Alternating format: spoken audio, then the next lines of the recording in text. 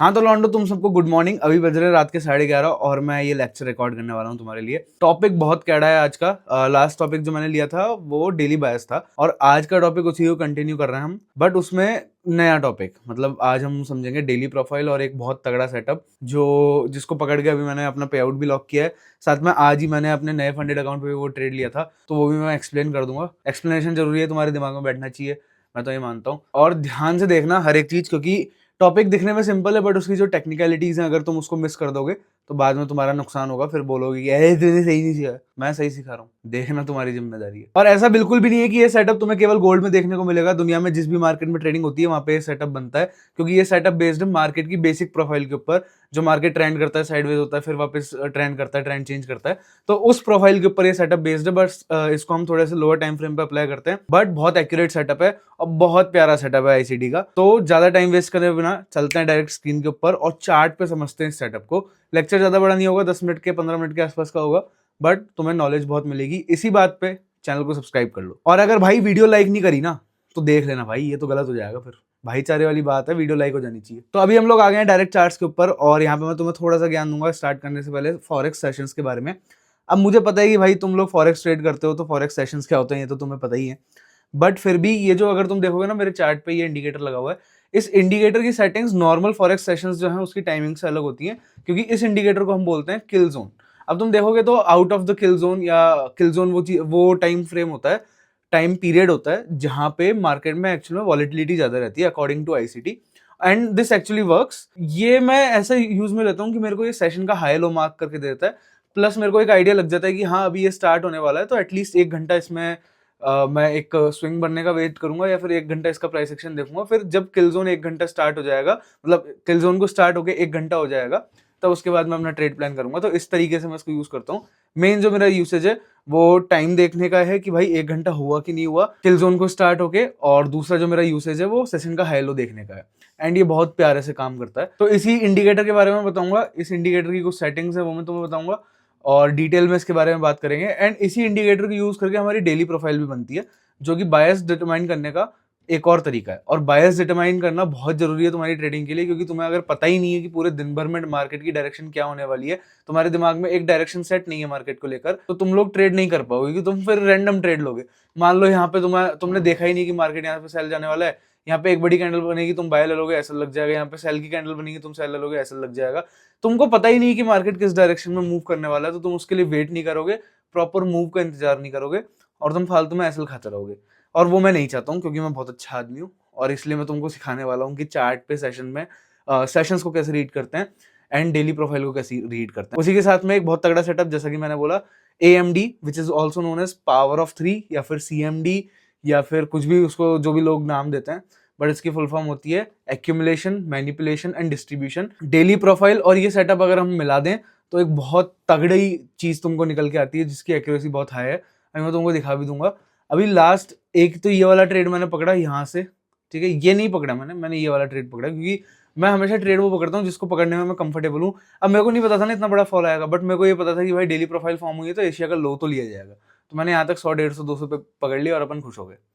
ठीक है, ऐसे ही तुमको भी करना चाहिए। बड़े मूव्स पकड़ में आए तो ठीक, नहीं पकड़ में आए तो ठीक। ठीक है, एक तो ये हो गया। तो उसके बाद में यहाँ पे भी डेली प्रोफाइल बन रही है और साथ में वो सेटअप भी बन रहा है। तो जैसे अगर मैं एक्यूमुलेशन, मैनिपुलेशन, डिस्ट्रीब्यूशन की बात करूँ तो यहाँ पे ये आपका पूरा एक्यूमुलेशन था, ये मैनिपुलेशन लैग हो गया, जिसमें यहाँ पे एक एक्सट्रीम पीओआई को भी टाइप कर लिया, और उसके बाद में ये आपका change in state of delivery, यहाँ से आपकी एंट्री और पीओआई तक का आपका टारगेट, और ये शांति से आपका ट्रेड डन।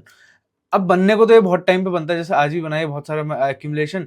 ये हो गया आपका मैनिपुलेशन लैग, ये हो गया आपका क्या कहते हैं, change in state of delivery, retracement, fair value gap tap, और यहाँ से नीचे। तो ऐसे ऊपर ऊपर से देखे तो बहुत जगह पे बनता है, बट इसको एक्चुअल में यूज कैसे करते हैं वो मैं आपको अभी बता दूंगा। ओके, तो डेली प्रोफाइल समझाने के लिए मैंने यहाँ पे 3 डब्बे बना लिए। पहला डब्बा एशियन सेशन को रिप्रेजेंट करता है, दूसरा लंदन को और तीसरा न्यूयॉर्क को। अब अगर तुम लोग फॉरेक्स ट्रेड करते हो तो तुम्हें ये बेसिक चीज पता होनी चाहिए कि फॉरेक्स मार्केट इन 3 सेशंस की वजह से ही 24 आवर्स चल पाता है। कैसे एशियन सेशन चलता है तब तक एशियन वाले ट्रेडर्स ट्रेड करते हैं, तो इसलिए मार्केट में वॉल्यूम रहती है। फिर एशियन बंद होते होते उससे पहले ही लंदन स्टार्ट हो जाता है, तो लंदन वाले ट्रेडर्स ट्रेड करना स्टार्ट कर देते हैं, तो इसलिए वहाँ पे वॉल्यूम रहती है। फिर लंदन क्लोज होने से बहुत पहले ही न्यूयॉर्क स्टार्ट हो जाता है, तो न्यूयॉर्क वाले ट्रेडर्स और लंदन वाले ट्रेडर्स दोनों ज़्यादा ट्रेड कर रहे होते हैं, इसलिए न्यूयॉर्क वाले जो टाइम है उसमें बहुत ज़्यादा मोमेंटम रहता है, वॉल्यूम ज़्यादा रहती है। फिर न्यूयॉर्क एंड होते होते डे एंड हो जाता है, तो बीच में 1 घंटे का गैप आता है, उसके बाद एशिया दोबारा चालू हो जाता है। तो ये 3 सेशंस को मिला के तुम्हारा जो फॉरेक्स मार्केट है वो 24 आवर वर्क कर पाता है। Now moving ahead with the daily profile. Daily profile actual में एक बहुत छोटा टॉपिक है, बट इसमें कुछ ऐसे पॉइंट्स है जो इतने कॉम्प्लिकेटेड है कि भाई बहुत सारे लोग 95% लोग इसको अच्छे से नहीं समझा पाते हैं।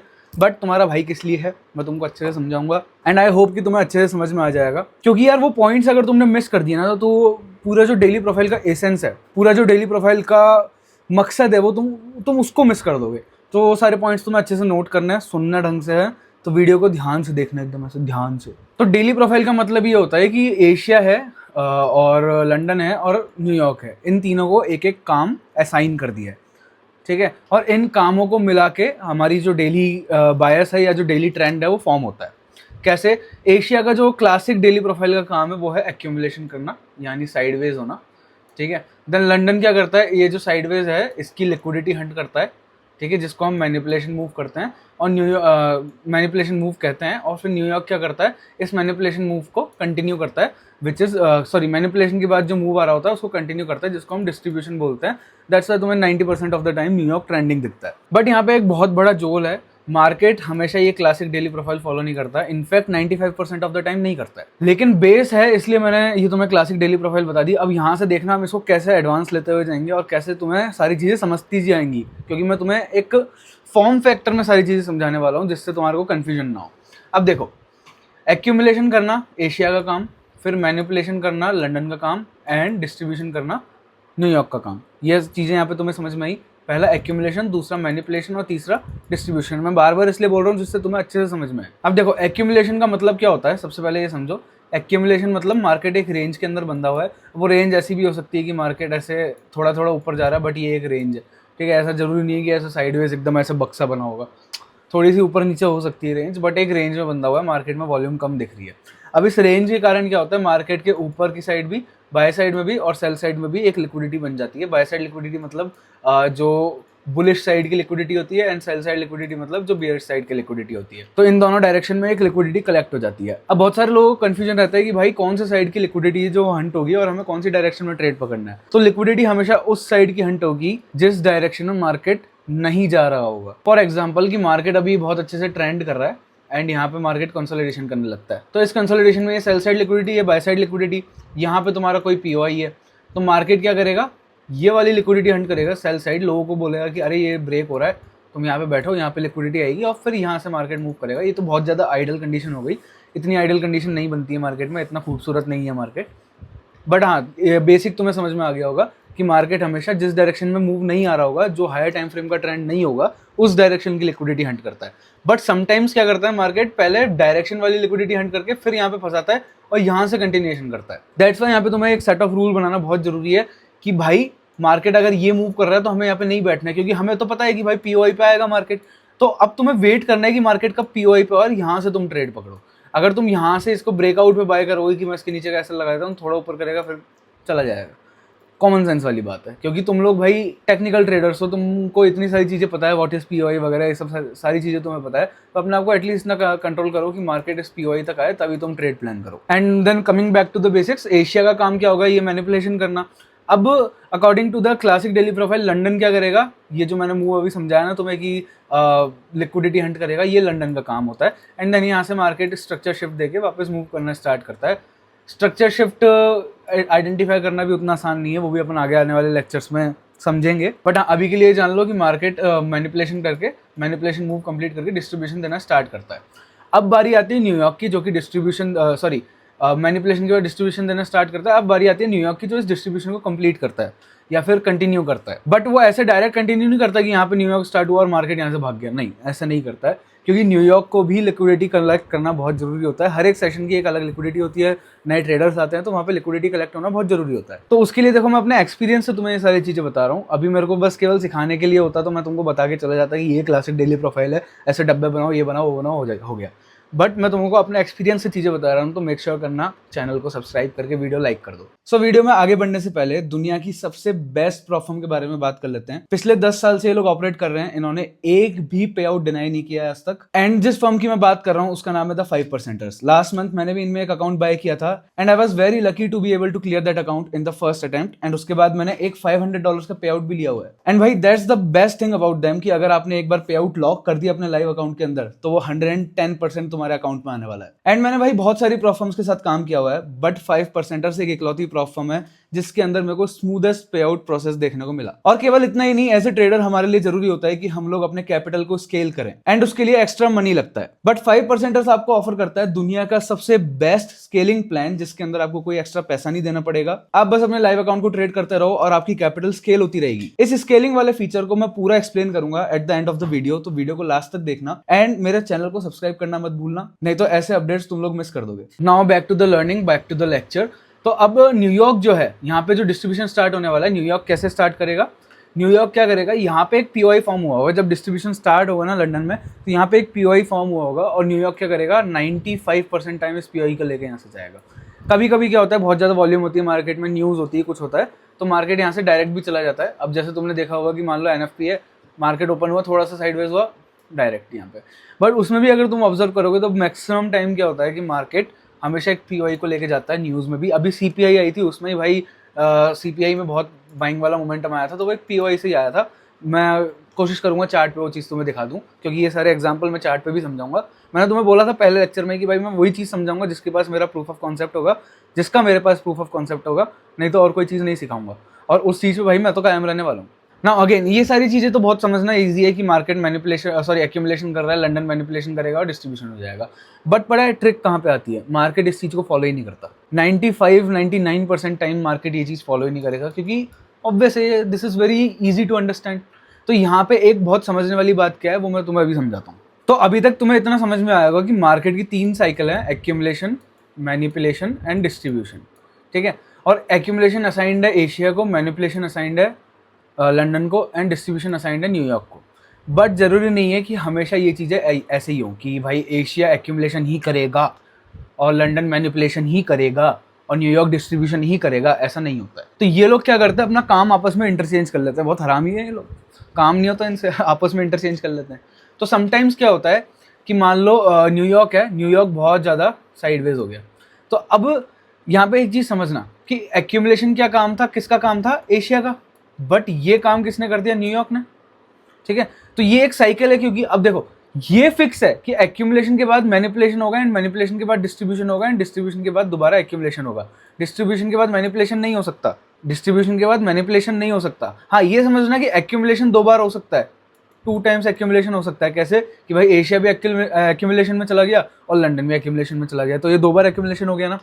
मैनिपुलेशन भी 2 बार हो सकता है कि मार्केट ने क्या किया, ये एक्यूमुलेशन था, गया, ये मैनिपुलेशन हुआ, फिर यहाँ दोबारा मैनिपुलेशन होकर फिर गिरे, ठीक है। इसको आइडेंटिफाई करने का तरीका भी मैं तुम्हें साथ के साथ ही बता देता हूँ। तो ये जो पहला मैनिपुलेशन होगा ना, यहाँ पे तुम्हें देखना है डिस्प्लेसमेंट। अगर मान लो ये एक लिक्विडिटी का एरिया है, मार्केट ऊपर गया, तो जब यहाँ से मार्केट वापस आ रहा होगा ना, तो एक स्ट्रक्चर शिफ्ट फॉर्म करता है। अब तुम्हें देखना है कि यहाँ पे गैप्स बन रहे हैं कि नहीं बन रहे हैं, मतलब मार्केट का जो ये वाला डिस्ट्रीब्यूशन जो स्टार्ट हो रहा है, ये मूव कितना स्ट्रॉन्ग है। अगर ये कम स्ट्रॉन्ग है, यहाँ पे गैप्स नहीं है, तो यहाँ पे तुम मान के चलना कि ये यहाँ पे कोई पीओआई होगा, मार्केट इसको लेके जाएगा और यहाँ से फिर एक्चुअल मैनिपुलेशन होगा, फिर मार्केट यहाँ से नीचे आएगा। तो ये मैंने तुम्हें बता दिया, इस चीज़ को ध्यान रखना। Now coming back to the topic, accumulation 2 बार हो सकता है, मैनिपुलेशन 2 बार हो सकता है और डिस्ट्रीब्यूशन भी 2 सेशंस तक रेगुलर चल सकता है। अब मान लो कि मैनिपुलेशन हो गया लंदन में और उसके बाद डिस्ट्रीब्यूशन भी लंदन में स्टार्ट हो गया, तो न्यूयॉर्क क्या कर सकता है, उस डिस्ट्रीब्यूशन को कंटिन्यू कर सकता है। तो ऐसे हर चीज़ 2-2 बार हो सकती है। बट होगी कैसे, पहले एक्यूमुलेशन होगा, फिर मैनिपुलेशन होगा, फिर डिस्ट्रीब्यूशन होगा और डिस्ट्रीब्यूशन के बाद दोबारा एक्यूमुलेशन होगा। ये फिक्स है मार्केट की, ये बेसिक प्रोफाइल है, ये प्राइस एक्शन वाले ट्रेडर्स भी मानेंगे। तो मुद्दे की बात पे दोबारा आए, तो अगर मान लो कि एशिया का काम न्यूयॉर्क ने कर दिया, ठीक है, मतलब न्यूयॉर्क क्या है, वो एक्यूमुलेशन में चला गया, तो एक्यूमुलेशन के बाद नेक्स्ट काम क्या होता है, मैनिपुलेशन। तो एशिया के चांसेस हैं या तो एशिया अब दोबारा यहाँ पे एक्यूमुलेशन करने लग जाए, न्यूयॉर्क और एशिया दोनों एक्यूमुलेशन में चले जाएं। कभी कभी होता है ना कि शाम को न्यूज़ आने वाली होती है, तो पहले दिन भी न्यूयॉर्क एक्यूमुलेशन में रहता है, फिर एशिया लंदन सारे एक्यूमुलेशन में रहते हैं, और न्यूज़ के टाइम पे न्यूयॉर्क सारे काम कर देता है, मैनिपुलेशन भी कर देता है, डिस्ट्रीब्यूशन भी कर देता है। ये सारी चीज़ें तो मैं तुम्हें बोल रहा हूँ ना ये सारी चीज़ें मार्केट को देख के, मार्केट को ऑब्जर्व करके, मार्केट का एक्सपीरियंस लेके आती हैं। और मैं ये सारी चीज़ें तुम्हें नहीं दे सकता हूँ। मेरा जो मार्केट के अंदर जो इंट्यूशन बिल्ड हुआ है इन सारी नॉलेज के कारण, इन सारा टाइम देने के कारण, वो मैं तुम्हें पास ऑन नहीं कर सकता हूँ। बट मैं जो तुम्हें पास ऑन कर रहा हूँ वो बहुत प्रीशियस है। ये वो नॉलेज है, ये वो टेक्निकल नॉलेज है जिसके कारण मार्केट का मेरा इंट्यूशन बना है, जिसके कारण मैंने मार्केट में अपना जो नॉलेज है, मार्केट का जो अपना एक्सपीरियंस है वो बिल्ड किया है। तो इस चीज़ को बहुत रिस्पेक्टफुली, बहुत अच्छे से देखना भाई, नहीं तो तुम अगर इस चीज़ को रिस्पेक्ट नहीं दे पाओगे ना मार्केट में, तो मैं नहीं जानता कि भाई किस चीज़ को तुम रिस्पेक्ट दोगे। नाउ कमिंग बैक, क्योंकि अभी अब न्यूयॉर्क ने एशिया का काम कर दिया, तो Asia is bound to work for London. मतलब अब लंदन का काम क्या करेगा? एशिया करेगा, क्योंकि एक्यूमुलेशन हो गया न्यूयॉर्क में। अब एक्यूमुलेशन के बाद मैनिपुलेशन होता है, तो न्यूयॉर्क के बाद कौन सा सेशन आता है? एशिया। तो एशिया क्या करेगा? मैनिपुलेशन। अब यहाँ पे दो चांसेस हैं, दोबारा समझाता हूँ कि या तो यहाँ पे भी एक्यूमुलेशन होगा, मतलब न्यूयॉर्क एंड एशिया दोनों क्या कर रहे हैं? एक्यूमुलेशन कर रहे हैं। वो कब होगा कि कोई न्यूज़ आने वाली है या फिर कोई पीओआई टैप नहीं हुआ अभी तक। बट 90% केसेस में क्या होगा? एशिया मैनिपुलेशन कर देगा, क्योंकि जैसे मान लो न्यूयॉर्क मैनिपुलेशन कर रहा है, फिर मार्केट क्लोज होने के टाइम पे जो 1 घंटे के लिए क्लोज होता है, वहाँ पे भी एक्यूमुलेशन चलता है। फिर क्या होता है ना, एशिया एकदम से ओपन होता है और यहाँ पे कोई मूव होगा, उसका पीओआई होगा, थोड़ा धीरे धीरे जाएगा, इस पीओआई को टैप करके यहाँ से डिस्ट्रीब्यूशन स्टार्ट कर देगा। देन लंदन उस दिन ट्रेंडिंग हो जाता है। लंदन क्या होता है? लंदन उस दिन ट्रेंडिंग हो जाता है। क्यों? उसका भी रीज़न कि भाई एक्यूमुलेशन तो कर दिया अपने न्यूयॉर्क ने, मैनिपुलेशन कर दिया एशिया ने, अब डिस्ट्रीब्यूशन का काम हो गया लंदन का। फिर यहाँ पे वही चीज़ दोबारा आ जाती है। देखो मैं दोबारा रिपीट कर रहा हूँ सारी चीज़ें, बस लंदन और एशिया और न्यूयॉर्क इन सब के बीच में नाम चेंज कर रहा हूँ। अब हो सकता है कि भाई ये जो मैनिपुलेशन हुआ है एशिया में, दोबारा लंदन क्या करे, ये पीओआई टैप ना हुआ हो और लंदन यहाँ क्या करे, दोबारा एक्चुअल मैनिपुलेशन कर दे। फिर वापस वही काम आ जाएगा न्यूयॉर्क पे कि डिस्ट्रीब्यूशन करना है, और उस दिन 90% केसेस में कोई न्यूज़ होगी न्यूयॉर्क में। मान लो एनएफपी हुई, सीपीआई हुई, या फिर कोई अनएम्प्लॉयमेंट के क्लेम्स हुए, तो ये ऐसी कोई न्यूज़ होगी, इसके कारण ऐसा होता है। ठीक है, अब आई होप कि ये वाली डेली प्रोफाइल आपको समझ में आ गई होगी। और अब ये जो मैंने सारी नॉलेज दी ना, अब इसको मैं एक समराइज करके आपके सामने पेश कर देता हूँ, और फिर हम चलेंगे चार्ट्स पे, जहाँ पे इस सारे नॉलेज को हम प्रैक्टिकली वर्क करता हुआ देखेंगे और मैं अपने रिजल्ट्स भी शो करूंगा। ओके, तो समरी के तौर पे अभी तक मैंने जो भी आपको बताया है कि भाई सबसे पहले मार्केट का एक फेज है accumulation, manipulation and then distribution. अब ये एक्यूमुलेशन असाइंड होता है वैसे तो एशिया को, और मैनिपुलेशन वैसे असाइंड होता है लंदन को, एंड डिस्ट्रीब्यूशन असाइंड होता है न्यूयॉर्क को। But daily profile bar bar change होती रहती है, ज़रूरी नहीं है कि एक्यूमुलेशन एशिया ही करे। ऐसा हो सकता है कि एशिया भी एक्यूमुलेशन करे और फिर ये एशिया हो गया, फिर लंदन भी एक्यूमुलेशन करे, ये लंदन हो गया, फिर न्यूयॉर्क मैनिपुलेशन कर दे, और फिर नेक्स्ट डे एशिया शुरू होने के बाद ये न्यूयॉर्क हो गया, और फिर नेक्स्ट डे एशिया शुरू होने के बाद डिस्ट्रीब्यूशन कर दे। ठीक है, ये भी हो सकता है। या फिर हम इसको इंटरचेंज भी कर सकते हैं कि एशिया में ट्रेंडिंग हो गया। जैसे मैं आज का ही मार्केट का एग्जांपल दूंगा, मैंने ट्रेड्स भी लिया है जिसमें, तो जैसे एशिया ट्रेंडिंग हो गया और लंदन जो है वहाँ पे थोड़ा साइडवेज हो जाएगा और न्यूयॉर्क मैनिपुलेशन करके कंटिन्यूशन दे देगा। और ये सारी चीज़ें जो है वो डिपेंड करती है अपने हायर टाइम फ्रेम के ट्रेंड के ऊपर। तो आई होप ये सारी चीज़ें आपको समझ में आ गई होंगी, एक्यूमुलेशन, मैनिपुलेशन, डिस्ट्रीब्यूशन कैसे काम करता है। अब ये तो बात हो गई डेली प्रोफाइल में एक्यूमुलेशन, मैनिपुलेशन, डिस्ट्रीब्यूशन की। बट एक आपका होता है जो मैंने बोला था कि सेटअप में भी काम आता है, तो वो भी मैं एक बार आपको बता देता हूँ। उसमें भी सेम यही होता है, बट वो एक हम लोअर टाइम फ्रेम पे देखते हैं, इतना हायर टाइम फ्रेम पे नहीं देखते हैं। मान लो 5 मिनट टाइम फ्रेम बहुत देर से कंसोलिडेशन कर रहा है। सबसे पहले एक हाइपोथेटिकल सिचुएशन मानो कि यहाँ पे मार्केट में आपका एक स्ट्रक्चर बना हुआ है। ठीक है, ये आपका एक स्ट्रक्चर बना हुआ है 15 मिनट पे, और ये 15 मिनट का पीओआई है। ठीक है, इस जगह पे 15 मिनट का पीओआई है। अभी 5 मिनट का टाइम फ्रेम क्या कर रहा है? यहाँ पे कंसोलिडेशन कर रहा है। ठीक है, यहाँ पे कंसोलिडेशन कर रहा है ऐसे। तो ये क्या हो गया? आपका एक्यूमुलेशन फेज हो गया। ठीक है, मार्केट एक्यूमुलेशन कर रहा है, नीचे सेल साइड लिक्विडिटी, ऊपर बाय साइड लिक्विडिटी। अब यहाँ पे 2 कंडीशन होती है एएमडी में भी। पहला, आप इसको यहाँ से जब ये हंट करेगा ना बाय साइड लिक्विडिटी को, देखो आपको पता है कि ये वाला पीओआई अभी टैप नहीं हुआ है। मार्केट को अगर इस प्राइस एक्शन को कंटिन्यू करना है तो पीओआई टैप होना बहुत जरूरी है। तो ये इसके 90% चांसेस हैं, इसके 90% चांसेस हैं कि ये जो है ये एक मैनिपुलेशन मूव है। तो अगर ये ऊपर गया, आप नीचे तक का एक ट्रेड पकड़ सकते हो यहाँ से, क्योंकि मार्केट ने यहाँ पे एक ब्रेकआउट स्ट्रक्चर दिया जो कि फेल है और लिक्विडिटी स्वीप करके मार्केट नीचे आ सकता है। बट खैर, अगर अपन अपनी बातों को कंटिन्यू करें तो मार्केट मान लो पहले यहाँ गया, फिर यहाँ आया पीओआई पे, तो आप क्या देखोगे कि यार अब ये पीओआई पे आया हुआ है, तो ये मेरा एक्यूमुलेशन हो गया, ये पूरा जो मेरा मूव था ये मैनिपुलेशन हो गया।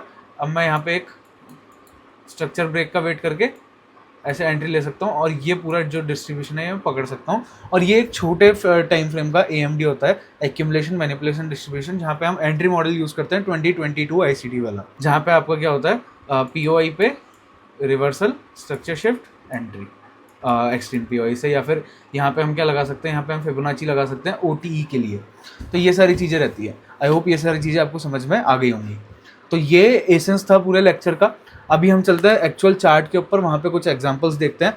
एक तो मेन जो क्वेश्चन है कि भाई वो जो मैंने ट्रेड पकड़ा था जिसमें मेरा पे आउट लॉक हुआ, और उसके साथ में आज जो मैंने ट्रेड्स पकड़े जिसमें मेरा जो अकाउंट्स ड्रॉडाउन में थे वो सारे अभी पॉजिटिव में आ चुके हैं या फिर ब्रेक इवन में आ चुके हैं, एक अकाउंट को छोड़ के 5% वाले को, क्योंकि वो बहुत ज़्यादा ड्रॉडाउन में चला गया था, अभी वो 3% का ड्रॉडाउन में है। तो लेक्चर वैसे ही काफ़ी लंबा हो चुका है और मैं इसको ज़्यादा और लंबा नहीं खींचना चाहता, तो मैं केवल 3 एग्जाम्पल्स का यहाँ पे सहारा लूँगा।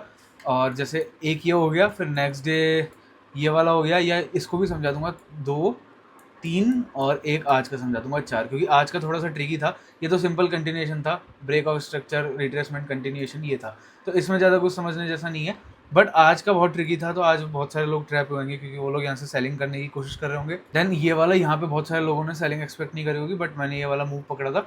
माइंड यू ये वाला मूव नहीं पकड़ा मैंने ये वाला मूव पकड़ा था। एंड देन इस दिन मैंने ट्रेड नहीं किया, बट हाँ यहाँ पे भी एक बहुत ट्रिकी प्राइस एक्शन सा बना हुआ था, तो इसको भी मैं एक्सप्लेन कर दूंगा कि इसको आप डेली प्रोफाइल यूज करके कैसे समझ सकते हो। और यहाँ पे एक और कॉन्सेप्ट मैं समझाऊंगा कि अगर एक डीलिंग रेंज बनी हुई है, जैसे ये आपका लो है, ये आपका हाई है, मैं मार्क कर देता हूँ, जैसे ये आपका हाई है और ये आपका लो है, तो ये क्या होती है, एक डीलिंग रेंज होती है। अब अगर इस डीलिंग रेंज के अंदर, इस सेम डीलिंग रेंज के अंदर, या फिर अगर हम इसको ना ले, हम ये वाली डीलिंग रेंज ले लेते हैं ना, और अगर हम देखें कि एक सेशन ने डीलिंग रेंज बनाई है, नेक्स्ट सेशन उसके अंदर ही आ रहा है, तो इस वाले सेशन को हम कंसोलिडेशन मानते हैं।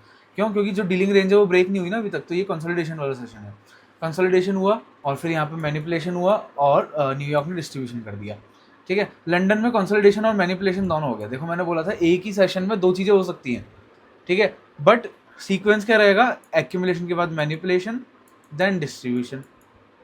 वही एशिया में एक्यूमुलेशन मैनिपुलेशन दोनों हो सकता है, लंदन में भी एक्यूमुलेशन मैनिपुलेशन दोनों हो सकता है, मैनिपुलेशन डिस्ट्रीब्यूशन हो सकता है। Same goes with New York. I hope ये सारी चीज़ें समझ में आ गई होंगी। इनको नोट डाउन कर लेना, नोट करोगे तो ज़्यादा अच्छे से समझ में आएंगी। Let's start with the first example. यहाँ पे अगर आप देखोगे तो ये जो डे है इसमें एक क्लासिक डेली प्रोफाइल फॉलो हो रही है। देखो क्लासिक डेली प्रोफाइल क्या होती है, हमारा एशिया एक्यूमुलेशन, लंदन मैनिपुलेशन और फिर न्यूयॉर्क डिस्ट्रीब्यूशन। हालांकि यहाँ पे मैनिपुलेशन और डिस्ट्रीब्यूशन दोनों न्यूयॉर्क ने किया है, बट यहाँ पे इसको अगर आप देखोगे, मार्केट को ऑब्जर्व करते ना बैठ के, तो यहाँ पे आपको प्रॉपर डेली प्रोफाइल देखने को मिल रही है। अब यहाँ पे एक और क्रूशियल चीज़ मैं आपको समझाऊंगा, अगर आप इसको ध्यान से देखोगे इस वाले पूरे एरिया को जहाँ पे मार्केट ने एक्यूमुलेशन किया हुआ है, तो ये एशिया भी एक्यूमुलेशन में गया है और ये लंदन भी एक्यूमुलेशन में गया है। अब बहुत सारे लोग ये आर्ग्यू करेंगे कि सर अगर आप देखोगे तो ये एशिया का हाई है, लंदन ने इसको स्वीप किया, ठीक है, और यहाँ पे मार्केट ने क्या किया, ये वाला स्ट्रक्चर भी ब्रेक कर दिया। तो सर यहाँ से हम अगर हम यहाँ से डायरेक्ट ट्रेड प्लान करते तो हमारा तो ऐसा लग जाता। तो उसका रीज़न भी मैं आपको समझाता हूँ, ये चीज़ भी एक अलग से कॉलम बना के नोट कर लेना। तो अगर आप देखोगे ये स्ट्रक्चर देखो, नोट करो, ठीक है, ये स्ट्रक्चर, ये लो, हाई, लो, लोअर लो, ठीक है, अभी तक ये वाला ब्रेक नहीं हुआ है। एक तो ये इंटरनल स्ट्रक्चर है। अब इंटरनल स्ट्रक्चर में भी देखो, अगर हम इस इंटरनल स्ट्रक्चर को देखें, लो हाई, नया लो लगा ही नहीं, अभी भी ये लो ब्रेक नहीं हुआ है। और जब ये हाई स्वीप हुआ ना, ये हाई जब स्वीप हुआ, तो इस हाई के स्वीप होने के बाद में जो ये डिस्प्लेसमेंट आया है, इस डिस्प्लेसमेंट ने भी ये वाला लो ब्रेक नहीं किया। मार्केट पहले यहाँ से पलट गया और न्यूयॉर्क में ये दोबारा से लिक्विडिटी स्वीप हुई। इसके बाद जब मार्केट ने इसको डिस्प्लेस करा और ये वाला स्ट्रक्चर ब्रेक दिया, तब मैंने यहाँ से ट्रेड प्लान किया। तो इस हिसाब से आपको मार्केट को रीड करना आना चाहिए। अब ये जो मैंने मार्केट को रीड किया ना, ये विद एक्सपीरियंस रीड किया। मेरे बहुत टाइम से जब मैं मार्केट को ऑब्जर्व कर रहा हूँ, तो मेरे पास कुछ ऐसी चीज़ें मैंने नोटिस करी हैं जो एक्चुअल में आप थियोरेटिकली नहीं समझ सकते। मैंने आपको थियोरेटिकली समझाने की कोशिश करी, बट आपके दिमाग में कॉन्फ्लिक्ट रहेगा। बट ये सारी जो चीज़ है ये मैंने देखी है मार्केट में होती है, दैट्स वाई मैं इन पर बहुत कॉन्फिडेंटली ट्रेड कर पाता हूँ।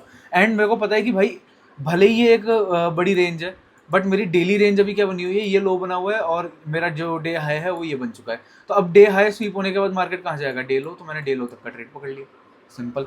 और यहाँ पे मैंने एंट्री मॉडल क्या यूज़ किया, देखो ये एक्यूमुलेशन पूरा, लंदन और एशिया दोनों एक्यूमुलेशन। न्यूयॉर्क क्या हुआ, ओपन होने के बाद न्यूयॉर्क ने क्या किया, मैनिपुलेशन किया और न्यूयॉर्क ने डिस्ट्रीब्यूशन स्टार्ट कर दिया। ये आपका क्या है, डिस्ट्रीब्यूशन। तो मैंने एक्चुअल में मैनिपुलेशन को आइडेंटिफाई किया, लास्ट POI से मैंने फर्स्ट लाइन ऑफ डिफेंस से मैंने सेल किया, first line of defence next वाले लेक्चर में हम कवर कर लेंगे। नेक्स्ट वाले लेक्चर में ऐसा ला देता हूँ जिसमें हम सारी टर्मिनोलॉजीज को कवर करेंगे। तो ये हमारी फर्स्ट लाइन ऑफ डिफेंस हो गई और यहाँ से मैंने सेल किया, एसएल मेरा इसके ऊपर था। आई होप आपको सारी बात समझ में आ गई होगी और कोई इशू नहीं हुआ होगा इस वाले एग्जाम्पल में। नेक्स्ट एग्जाम्पल देखते हैं। अब देखो ये एक एग्जाम्पल मैंने क्यों लिया, क्योंकि ये क्लासिक डेली प्रोफाइल का एग्जाम्पल था। बस नेक्स्ट वाले में अगर आप देखोगे तो नेक्स्ट वाले में एशिया काइंड ऑफ ट्रेंडिंग है। तो ट्रेंडिंग मतलब डिस्ट्रीब्यूशन हो रहा है। यहाँ पे अगर आप देखोगे तो ये एक्यूमुलेशन हुआ, ये मैनिपुलेशन हुआ और ये डिस्ट्रीब्यूशन हो रहा है इस AMD में। तो एशिया भी डिस्ट्रीब्यूशन कर रहा है, उसके बाद क्या होना चाहिए, एक्यूमुलेशन। तो एक्यूमुलेशन हो रहा है। देखो एशिया की ये एक रेंज है जिसके अंदर मार्केट बंद है, ये एक्यूमुलेशन हुआ। जैसे ये रेंज को स्वीप किया मार्केट ने, लास्ट का POI टैप किया, ये क्या हो गया आपका मैनिपुलेशन मूव हो गया, ठीक है। और डिस्ट्रीब्यूशन आने के लिए क्या हुआ, जो आपका एक्सट्रीम POI था, ये एक्सट्रीम POI है, ये एक्सट्रीम फेयर वैल्यू गैप है, ये नहीं है। क्यों? क्योंकि ये जो फेयर वैल्यू गैप बना है इनसाइड कैंडल में बना हुआ है, ये वैलिड नहीं मानता है, ये एक्सट्रीम POI है, ठीक है। और ये 15 मिनट का चार्ट है बाय द वे। तो यहाँ पे मार्केट ने टैप किया और ये डिस्ट्रीब्यूशन आपने पकड़ लिया। तो आई होप आपको ये समझ में आ गया होगा कि मैनिपुलेशन कैसे है, क्योंकि जो डिस्ट्रीब्यूशन हुआ है उसकी रेंज के अंदर एक इंटरनल एक्यूमुलेशन हुआ है लंदन ने जो किया है। अब लंदन ने एक्यूमुलेशन कर दिया, नेक्स्ट काम क्या है, मैनिपुलेशन। और लंदन ने मैनिपुलेशन भी कर दिया न्यूयॉर्क स्टार्ट होने से पहले। अगर आप ध्यान से देखो तो अब लंदन ने ये किया हुआ है एक्यूमुलेशन, ये डब्बे के अंदर। फिर न्यूयॉर्क अभी स्टार्ट हो रहा है यहाँ से, बट उसके पहले मैनिपुलेशन भी हो चुका है। आपको आइडेंटिफाई कैसे हुआ, मैनिपुलेशन होने के लिए मार्केट कहाँ आएगा, लास्ट के POI पे आया और यहाँ से इसको स्वीप कर दिया, है कि नहीं। और यहाँ पे आपको कंफर्मेशन कैसे मिला कि यहाँ से मार्केट ऊपर जाएगा, क्योंकि अगर आप देखोगे तो एक चीज़ होती है स्वीप करना। तो यहाँ पे अगर आप देखोगे तो मार्केट ने ये जो लो है, आई थिंक इसके नीचे मार्केट ने बॉडी क्लोज कर दी है, ये बॉडी क्लोज हो गई। तो आप तो बोलोगे सर बॉडी क्लोज होती तो मार्केट कंटिन्यूएशन करना चाहिए। नहीं, स्वीप करने का मतलब ये होता है कि मार्केट जब वापस जा रहा है तो ये जो फेयर वैल्यू गैप है इसको मार्केट कितना रिस्पेक्ट दे रहा है। मार्केट ने जैसे इसके ऊपर क्लोज दिया तब हमको कंफर्मेशन हुआ कि ये मैनिपुलेशन मूव थी और उसके बाद इसके रिट्रेसमेंट पे हमने इसको डिस्ट्रीब्यूशन को पकड़ा, ठीक है। बहुत सिंपल एक सेटअप था, बहुत सिंपल यहाँ पे आपकी ट्रेडिंग हो सकती थी एक्यूमुलेशन, मैनिपुलेशन और डिस्ट्रीब्यूशन को यूज करके। अभी लगातार 2 दिन ये सेटअप फॉर्म हुआ है, लगातार 2 दिन ये सेटअप फॉर्म हुआ है। अब आप देखो तीसरे दिन भी मैं आपको दिखाई देता हूँ। अब तीसरे दिन के लिए अगर आप देखो तो ये वाली जो डेली प्रोफाइल फॉलो है उसके बाद मार्केट यहाँ पे कहाँ पहुंच चुका है, मैं एक बार इसको मार्क कर देता हूँ। ये हमारा पूरा एक ऑर्डर ब्लॉक है जिसके ऊपर मार्केट पहुंच चुका है, मार्केट ने यहाँ से रिजेक्शन लिया।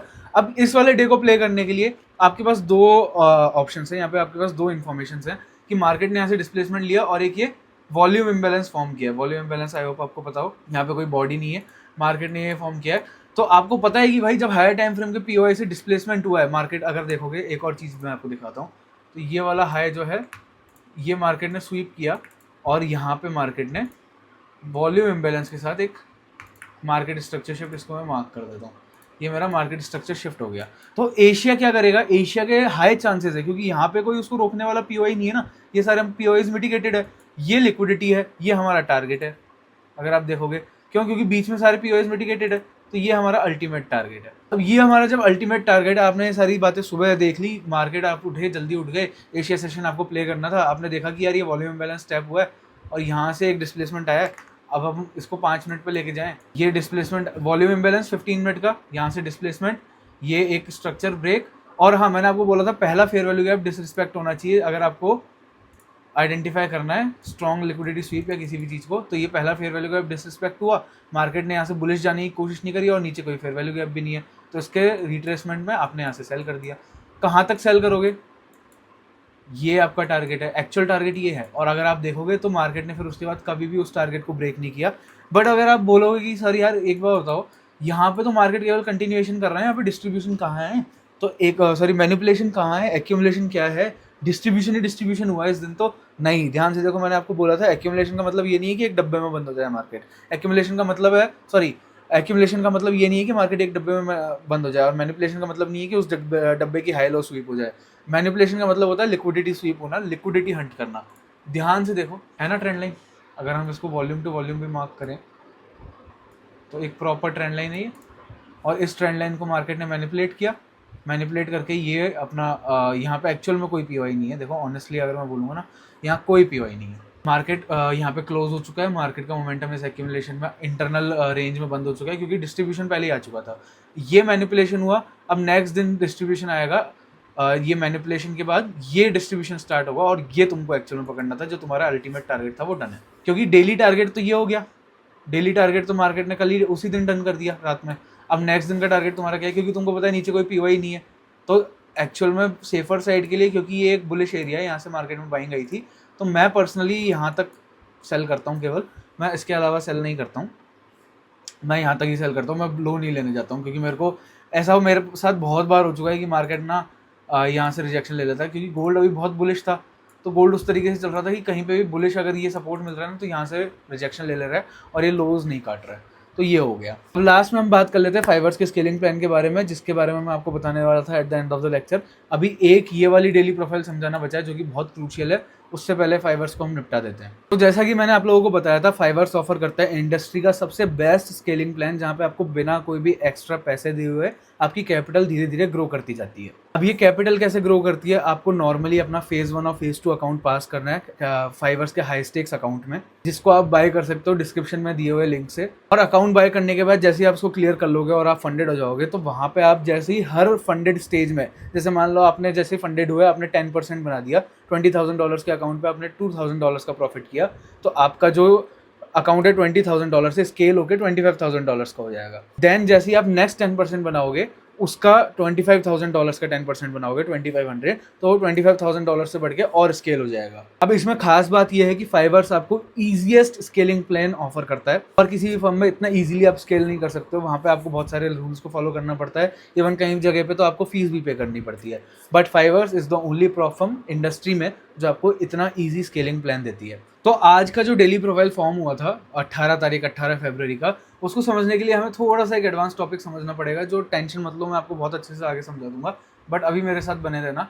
कि यहाँ पे हमारा एक स्ट्रक्चर बना था इंटरमीडिएट टर्म लो। तो इस इंटरमीडिएट टर्म लो के फॉर्म होने का मतलब ये होता है कि मार्केट यहाँ से अब बुलिश होने वाला है। क्यों? क्योंकि मार्केट ने एक लॉन्ग टर्म लो बना दिया, इंटरमीडिएट टर्म का लो बना दिया है। अब जब तक मार्केट नया इंटरमीडिएट टर्म हाई नहीं बनाएगा, तब तक मार्केट बियरिश नहीं होगा। अब इंटरमीडिएट टर्म हाई कहाँ बनेगा? ये इंटरमीडिएट टर्म लो है मार्केट के, ये यहाँ पे एक अपना इंटरमीडिएट टर्म हाई है, ठीक है। यहाँ पे मार्केट का अपना एक इंटरमीडिएट टर्म हाई है। तो एटलीस्ट मार्केट कहाँ जाएगा? मार्केट इसके एक्सट्रीम पीओआई तक जाएगा। बट यहाँ पे इस कंडीशन में ये एक्सट्रीम पीओआई ऑलरेडी मिटिगेटेड था, तो यहाँ पे एक कंफर्मेशन था कि मार्केट यहाँ से अब लॉन्ग टर्म के लिए बुलिश होने वाला है, और यहाँ पे एक बड़े बुलिश मूव की एक्सपेक्टेशन है। इसलिए बोलते हैं कि मल्टी टाइम फ्रेम एनालिसिस बहुत जरूरी होता है, जो कि आप लोग नहीं करते। आप लोग आते हो 5 मिनट को देखते हो और वहाँ पे ट्रेड करना स्टार्ट कर देते हो, which is not the way to trade. तो इस कंडीशन में अगर आप देखोगे तो सुबह उठते से आपने नोटिस किया होगा कि जो एशिया सेशन है उसने बहुत ज़्यादा डिस्ट्रीब्यूशन दे दिया है। आप देखोगे लिटरली यहाँ से लेकर यहाँ तक एक ब्लैक कैंडल है, केवल छोटी छोटी वो भी, और बहुत स्ट्रेट मूव आया मार्केट के अंदर। तो इस कंडीशन में दोबारा एशिया ने क्या किया है, अगर आप डेली प्रोफाइल को नोटिस करोगे तो दोबारा एशिया सेशन ने क्या किया है, डिस्ट्रीब्यूशन दिया है। मार्केट ने क्या किया, डिस्ट्रीब्यूशन दिया है। नेक्स्ट डिस्ट्रीब्यूशन के बाद क्या आता है, एक्यूमुलेशन। तो यहाँ पे लंदन सेशन में ट्रेड करने का कोई सेंस नहीं बनता था, दैट्स वाई आज मैंने लंदन सेशन में एक भी ट्रेड नहीं लिया। I patiently waited for my POI to get tap. अब यहाँ पे पीओआई कैसे टैप हुआ, अगर आप देखोगे तो ये एक कंसोलिडेशन छोटा सा मूव है, रेंज में बंद है मार्केट, ठीक है। अब जैसे ये रेंज ब्रेक हुई, इसको मैं दोबारा से क्लियर मार्क कर देता हूँ, ये लंदन की रेंज है। जैसे ये रेंज ब्रेक हुई तो मार्केट ने क्या किया, मार्केट ने इस ओवरलैपिंग को टैप किया। ओवरलैपिंग को टैप करके मार्केट ने क्या किया, उसके साथ में अगर आप ध्यान से देखोगे तो यहाँ पे एक लिक्विडिटी स्वीप हुई है। तो मैंने यहाँ से ट्रेड प्लान किया पहला इस जगह तक, क्योंकि आई वॉज नॉट श्योर कि भाई मार्केट हो सकता है यहाँ से रिजेक्शन ले ले, जो कि मार्केट ने थोड़ा सा लिया भी। देन मैंने सेकंड ट्रेड जो प्लान किया वो इस जगह पे जो रिजेक्शन आया उसके बाद प्लान किया। वो कैसे प्लान किया वो मैं आपको सिखा देता हूँ। 5 मिनट पे चलें।